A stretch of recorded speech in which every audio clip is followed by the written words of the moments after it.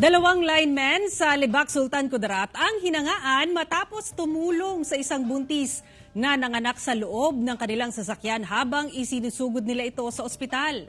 Hinangaan ang dalawang linemen ng Sultan Kudarat Electric Cooperative o Sukelco sa Libak Sultan Kudarat na sina Marshall Solomon at Alvin Ray Cajeta matapos nilang tulungang manganak ang isang buntis. Ayon sa Sukelco, pabalik na sana ng kanilang opisina ang dalawang linemen galing sa pagkukumpuni ng linya ng kuryente sa isang barangay sa Libak nang makita nila na angkas sa isang motorsiklo ang isang buntis na manganganak na kasama ang kanyang ina.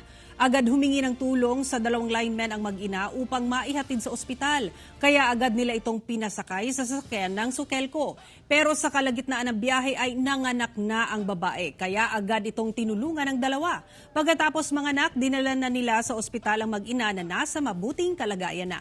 Kaya labis ang pasasalamat na mag-ina sa dalawang linemen. Kaya ang palayaw daw ng lalaking sanggol ay isko dahil sa sasakyan ng Sukelco ito ipinanganak.